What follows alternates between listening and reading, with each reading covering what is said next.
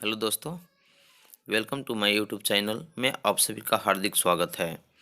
आज मैं previous year के कुछ ऐसे प्रश्न के बारे में बताने जा रहा हूं जो कि आगामी एनटीपीसी, ग्रुप डी, एसएससी के साथ साथ सभी राज्य स्तरीय पीसीएस परीक्षाओं में पूछे जाने वाला महत्वपूर्ण प्रश्न है। अगर आप मेरे चैनल पर नए हैं तो सब्सक्राइब कर लें और बेल आइकन दबा दें ताकि सभी नोटिफिकेशन आपको मिलता रहे।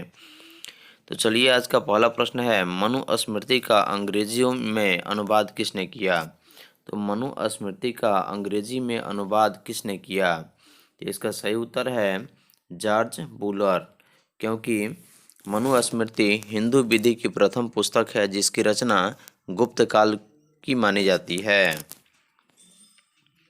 अगला प्रश्न है, ज्ञान प्रसारक मंडली वयस्क शिक्षा संगठन का शुरुआत किसने किया? तो इसका सही उत्तर है दादा भाई नौरोजी ने, क्योंकि वयस्क शिक्षा संगठन ज्ञान प्रसारक मंडली की स्थापना 17वीं सदी के उत्तरार्ध में grand old man of India यानी दादा भाई नौरोजी ने किया था। अगला प्रश्न है, भारत माता की प्रसिद्ध तस्वीर भारतीय राष्ट्रीय आंदोलन के दौरान निम्न में से किसने बनाई थी? तो इसका सही उत्तर है रविंद्रनाथ टैगोर ने। भारत का महान चित्रकार अरविंद यानी कि रविंद्रनाथ टैगोर को माना जाता है जिन्होंने भारत माता मंदिर नामक प्रसिद्ध चित्र स्वदेशी आंदोलन के दौरान सन 1905 में तैयार किए। अगला प्रश्न है, इनमें से कौन यानी स्वतंत्रता सेनानी ने जेल की दीवारों पर महाकाव्य कमला लिखा था? तो इसका सही उत्तर है बीडी सावरकर, क्योंकि कमला नामक महाकाव्य के रचनाकार विनायक दामोदर सावरकर थे जो सेलुलर जेल अंडमान निकोबार में काला पानी की सजा के दौरान इसकी रचना जेल की दीवार पर की, जिन्होंने 1909 में भारतीय स्वतंत्रता के इतिहास पर किताब लिखी थी। अगला प्रश्न है, 2005 में अहिंसक क्रांतियों की श्रृंखला ने जॉर्जिया, यूक्रेन, किर्गिस्तान एवं लेबनान में सरकारों को किस क्रांति के कारण उखाड़ फेंका? तो इसका सही उत्तर है रंगीन क्रांति, क्योंकि रंग या रंगीन क्रांति का प्रयोग अहिंसक आंदोलन के लिए किया जाता है और इस क्रांति के माध्यम से निरंकुश सत्ता को शांतिपूर्ण प्रदर्शन के माध्यम से हटाया जाता है। अगला प्रश्न है, चीन की विशाल दीवार के निर्माण का श्रेय किसे दिया जाता है? इसका सही उत्तर है क्वीन शू हुआंग को।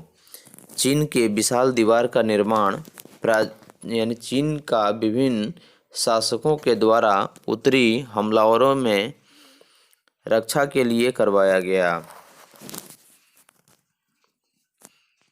अगला प्रश्न है, भारत में केंद्र शासित प्रदेश के प्रशासनिक प्रमुख को क्या कहा जाता है? तो इसका सही उत्तर है उपराज्यपाल, क्योंकि अनुच्छेद 239 के आधार पर केंद्र शासित प्रदेश में उपराज्यपाल या प्रशासक को राष्ट्रपति नियुक्त करते हैं। दिल्ली, पुडुचेरी, अंडमान निकोबार द्वीप समूह और नवगठित जम्मू कश्मीर एवं लद्दाख में उपराज्यपाल एवं शेष केंद्र शासित प्रदेशों में प्रशासक के पद का गठन किया जाता है। अगला प्रश्न है, भारतीय संविधान के भाग 5 में किस अनुच्छेद में सर्वोच्च न्यायालय के गठन, स्वतंत्रता, शक्तियों, अधिकार क्षेत्र और प्रक्रिया का वर्णन करते हैं? तो इसका सही उत्तर होगा अनुच्छेद 124 से 147, क्योंकि संविधान का निर्माण संविधान के यानी कि भाग 5 संविधान का सबसे बड़ा भाग है जिसमें अनुच्छेद 52 से लेकर 151 तक कुल 100 अनुच्छेद शामिल हैं और भाग 5 का 124 से 147 तक सर्वोच्च न्यायालय का गठन, उसकी स्वायत्तता, अधिकार क्षेत्र आदि से संबंधित है। अगला प्रश्न है आईपीएस यानी कि आईपीएस का पूरा नाम यानी आईपीसी के पूरा नाम क्या होता है? तो इसका सही उत्तर है आईपीसी का पूरा नाम जो होता है वह भारतीय पेनल कोड होता है। और यह यानी कि भारतीय पेनल कोड यानी कि भारतीय दंड संहिता, जिसका निर्माण 1807 से आवश्यकता अनुसार किया गया। अगला प्रश्न है जॉर्ज लेमेत्रे का संबंध किस क्षेत्र से जुड़ा है? तो इसका सही उत्तर है बिग बैंग यानी कि महाविस्फोट सिद्धांत से। ब्रह्मांड की उत्पत्ति से संबंधित बिग बैंग सिद्धांत का प्रतिपादक बेल्जियम का पादरी एवं खगोलविद जॉर्ज लेमेत्रे के द्वारा किया गया। अगला प्रश्न है पृथ्वी सतह में पाया जाने वाला दूसरा सर्वाधिक प्रचुर तत्व कौन सा है? तो इसका सही उत्तर है सिलिकॉन। भूपर्पटी पर सर्वाधिक तत्व 46.80% ऑक्सीजन एवं दूसरा सर्वाधिक तत्व सिलिकॉन 27.72% है।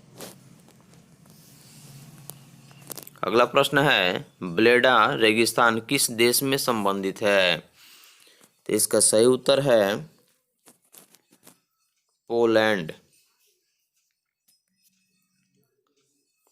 प्लेडो रेगिस्तान पोलैंड में स्थित है, जिसका निर्माण प्राकृतिक कारण से नहीं बल्कि मानवीय गतिविधियों के कारण हुआ। अगला प्रश्न है अर्थशास्त्र में बहुत गहरी, लंबी और दर्दनाक मंदी किस नाम से जाना जाता है? तो इसका सही उत्तर है अवसाद। जब किसी भी अर्थव्यवस्था में उत्पादन की अधिकता एवं जनता की क्रय शक्ति में कमी हो या लगातार 3 तिमाही तक जीडीपी में ऋणात्मक वृद्धि हो तो उसे मंदी कहा जाता है। और जब मंदी लंबी या गहरी हो जाती है तो वह अर्थव्यवस्था में अवसाद पैदा करता है। अगला प्रश्न है व्यक्तिपरक धारणा द्वारा परिभाषित एक क्षेत्र जो मुख्य स्थान की विशेषताओं से संबंधित भावनाओं और छवियों को प्रतिबिंबित करता है उसे क्या कहते हैं? तो इसका सही उत्तर होगा अवधारणात्मक क्षेत्र। जैसे व्यक्तिपरक धारणा द्वारा परिभाषित क्षेत्र जो मुख्य स्थान की विशेषताओं से संबंधित भावनाओं और छवियों को प्रतिबिंबित करता है उसे ही अवधारणात्मक क्षेत्र कहा जाता है। अगला प्रश्न है म्यूरल पेंटिंग्स का भारत में विकास किस शताब्दी में हुआ? तो इसका सही उत्तर है 2री शताब्दी ईसा पूर्व से 10वीं शताब्दी, क्योंकि म्यूरल पेंटिंग्स यानी भित्ति चित्र का विकास 2री शताब्दी ईसा पूर्व से प्रारंभ होता है। और हड़प्पा काल में भी भित्ति चित्र का उदाहरण मिट्टी के बर्तन पर मिलता है, जिसे चिन्हित धूसर मृद भांड कहा जाता है।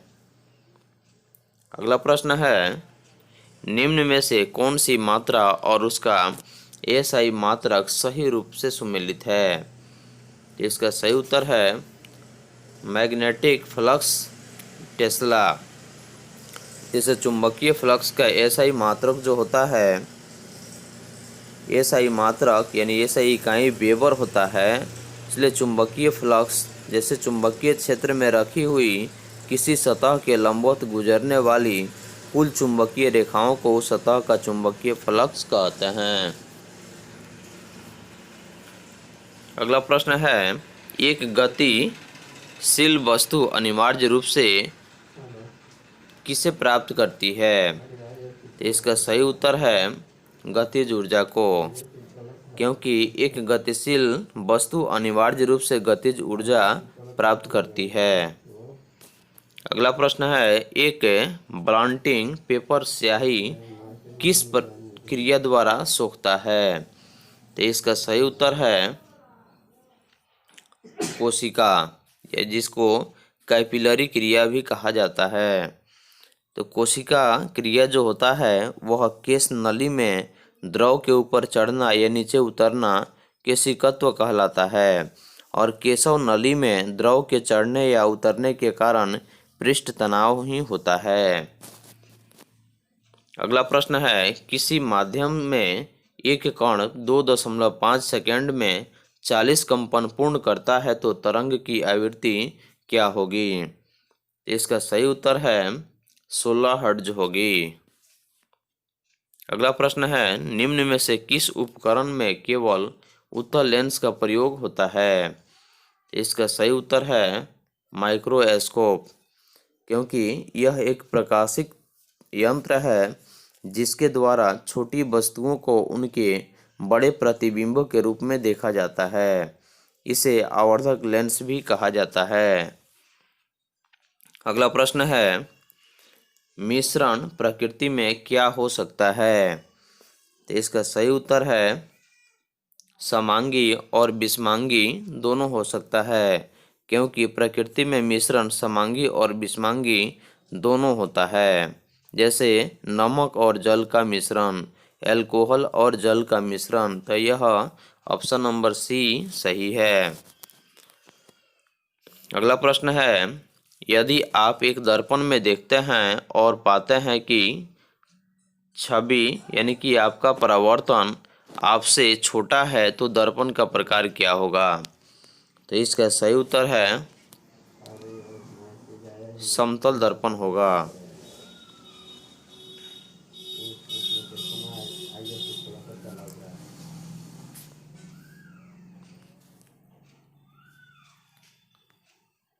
अगला प्रश्न है, आधुनिक आवर्ती तालिका में कितने समूह और आवर्त मौजूद होते हैं? तो इसका सही उत्तर है 18 समूह और 7 आवर्त, क्योंकि आधुनिक आवर्त सारणी यानी या मोस्ले आवर्त सारणी का दीर्घ रूप में 7 आवर्त तथा 18 वर्ग समूह होते हैं। अगला प्रश्न है, इनमें से कौन सी गैस अजनबी गैस कहलाती है? तो इसका सही उत्तर है जेनॉन, क्योंकि जेनॉन जो है एक अक्रिय गैस है जिसे अनोखा गैस या अजनबी गैस के नाम से जाना जाता है। इसकी खोज विलियम रैमजे व मारिस टेवर्स ने 1898 में की थी, और इसकी परमाणु संख्या 54 है, यानी परमाणु क्रमांक जो है वह 54 है। अगला प्रश्न है, वह रेडियो समस्थानिक जिसे परिवहन तंत्र में खून के थक्के का पता लगाने हेतु प्रयोग में लाया जाता है? इसका सही उत्तर है सोडियम 24। अगला प्रश्न है, इनमें से कौन सा जंतु बाकी 3 से भिन्न है? जैसे मगरमच्छ, समुद्री घोड़ा, कछुआ और मेढक। तो इनमें सबसे जो भिन्न है वह समुद्री घोड़ा है, क्योंकि टेट्रापोडा महावर्ग में उभयचर सरीसृप पक्षी तथा स्तनधारी आते हैं। तो टेट्रापोडा जो है यह मेढक, कछुआ, छिपकली, मगरमच्छ, मनुष्य, सर्प आता है इसमें। अगला प्रश्न है, किस मानव में अमोनिया जो जहरीला है को यूरिया में बदल देता है? इसका सही उत्तर है लीवर, क्योंकि लीवर या जिगर जिसको यकृत कहते हैं जो मानव में अमोनिया जो जहरीला होता है उसको यूरिया में बदल देता है, और यूरिया का निर्माण प्रोटीन के टूटने की प्रक्रिया के कारण से प्रोटीन में मौजूद अमीनो अम्ल से एमिनो समूह निकल जाते हैं। अगला प्रश्न है, भू स्थिर उपग्रह किस दिशा में घूमता है? तो इसका सही उत्तर है पश्चिम से पूरब, क्योंकि भू स्थिर उपग्रह पृथ्वी से 36,000 किलोमीटर पर स्थित है, और इसका आवर्तकाल 24 घंटा होता है। अगला प्रश्न है, वर्ष 2015 तक कंप्यूटर की कितनी पीढ़ियों का उत्पादन हुआ? तो इसका सही उत्तर है 5। अगला प्रश्न है, निम्नलिखित में से कौन सा ईंधन न्यूनतम पर्यावरण प्रदूषण उत्पन्न करता है? तो इसका सही उत्तर है हाइड्रोजन, क्योंकि न्यूनतम पर्यावरण प्रदूषण यानी कि H2 होता है, हाइड्रोजन होता है, जिसको प्रयोग में लाए जाने पर इसकी न्यूनतम पर्यावरण प्रदूषण CNG है। अगला प्रश्न है, एक बॉल 2i, 3j और 6k द्वारा प्रदर्शित होता है, तो इस बल का परिमाण क्या होगा? तो इसका सही उत्तर है 7 मात्रक। अगला प्रश्न है, कौन सा राज्य स्थानीय लोगों के लिए सरकारी नौकरियों की 100% सीटों को आरक्षित करने वाला देश का पहला राज्य बन गया है? तो इसका सही उत्तर है मध्य प्रदेश। तो हाल ही में मध्य प्रदेश की सरकार शिवराज सिंह चौहान ने फैसला लिया कि प्रदेश की सभी नौकरियां अब प्रदेश के मूल निवासियों के लिए आरक्षित होंगे। हरियाणा में प्राइवेट नौकरियों में स्थानीय युवाओं को 75% आरक्षण प्रदान किया गया है।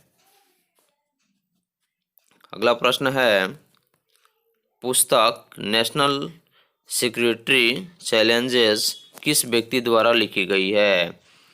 तो इसका सही उत्तर है मनोज मुकुंद नखने द्वारा, क्योंकि भारतीय थल सेना प्रमुख मनोज मुकुंद नरवाने ने नेशनल सिक्योरिटी चैलेंजेस यानी यंग स्कॉलर्स पर्सपेक्टिव नामक एक पुस्तक का विमोचन किया है, जो विश्वविद्यालयों के छात्रों से लेकर स्नातक स्तर के डॉक्टरेट उम्मीदवार तक पर आधारित है। अगला प्रश्न है, हाल ही में प्रकाशित पुस्तक वन अरेंज्ड मर्डर किसके द्वारा लिखी गई है? तो इसका सही उत्तर है चेतन भगत के द्वारा, क्योंकि इस पुस्तक का नामक जो है जिसका विमोचन 28 सितंबर 2020 को किया गया और यह पुस्तक वेस्टलैंड पब्लिकेशन लिमिटेड द्वारा प्रकाशित की जाएगी। अगला प्रश्न है, भारत की पहली किसान रेल परिचालन किन 2 स्थानों के बीच किया गया? तो इसका सही उत्तर है देवलाली से दानापुर, क्योंकि बजट 2020-21 के अनुसार केंद्रीय मंत्री नरेंद्र सिंह तोमर ने किसान रेल चलाने का प्रस्ताव रखा था, जिसमें भारत की पहली किसान रेल महाराष्ट्र के देवलाली से बिहार के दानापुर के बीच चलाई गई। अगला प्रश्न है, एशिया का सबसे बड़ा प्लांट रीवा सोलर प्लांट किस राज्य में स्थापित किया गया है? तो इसका सही उत्तर है मध्य प्रदेश में, क्योंकि एशिया की सबसे बड़ी सौर ऊर्जा परियोजना मध्य प्रदेश के रीवा में स्थापित किया गया। इनका उद्घाटन प्रधानमंत्री नरेंद्र मोदी ने 10 जुलाई 2020 को किया। इस प्लांट की क्षमता 750 मेगावाट है, जिसका परिचालन क्षेत्र 1590 एकड़ में फैला हुआ है। अगला प्रश्न है, हाल ही में भारत के नियंत्रक एवं महालेखा परीक्षक किसे नियुक्त किया गया है? इसका सही उत्तर है गिरीश चंद्र मुर्मू को, क्योंकि गिरीश चंद्र मुर्मू देश के नए नियंत्रक एवं महालेखा परीक्षक बन गए हैं और इससे पहले उन्होंने जम्मू कश्मीर के उपराज्यपाल के पद से इस्तीफा दिया गया था। अगला प्रश्न है, 29 अगस्त को राष्ट्रीय खेल दिवस के अवसर पर 5 खिलाड़ियों को राजीव गांधी खेल रत्न पुरस्कार प्रदान किया, निम्नलिखित में से कौन उसमें शामिल नहीं है? तो इसका सही उत्तर है जसप्रीत बुमराह, क्योंकि राजीव गांधी खेल रत्न पुरस्कार 2020 पुरस्कार की राशि 25 लाख थी, जिसमें रोहित शर्मा जिसका संबंध क्रिकेट से है, मरियापन थोगुल जिसका संबंध पैरा एथलेटिक्स हाई जंप से है, मणिका बन्ना जिसका संबंध टेबल टेनिस से है और विनेश फोगाट जिनका संबंध कुश्ती से है और रानी रामपाल जिनका संबंध हॉकी से है। अगला प्रश्न है, प्रधानमंत्री नरेंद्र मोदी ने स्वतंत्रता दिवस के अवसर पर किस क्षेत्र को 1000 दिन में भारत की मुख्य भूमि से जोड़ने के लिए ऑप्टिकल फाइबर लिंक स्थापित करने की घोषणा की है? तो इसका सही उत्तर है लक्षद्वीप। 74वें स्वतंत्रता दिवस के अवसर पर भारत के प्रधानमंत्री नरेंद्र मोदी ने अपने संबोधन में कहा कि आने वाले 1000 दिनों में देश के हर गांव को ऑप्टिकल फाइबर केबल से जोड़ा जाएगा। अगला प्रश्न है, दिसंबर 2019 में 55वां ज्ञानपीठ पुरस्कार 2019 से किसे सम्मानित किया गया? तो इसका सही उत्तर है अकितम उच्चयूतन को, क्योंकि ज्ञानपीठ पुरस्कार भारतीय ज्ञानपीठ न्यास की ओर से भारतीय साहित्य के लिए दिया जाने वाला सर्वोच्च पुरस्कार है और इसे 1961 में भारतीय ज्ञानपीठ के संस्थापक श्री साहू शांति प्रसाद जैन के 50वें जन्म दिवस पर इसकी शुरुआत हुई।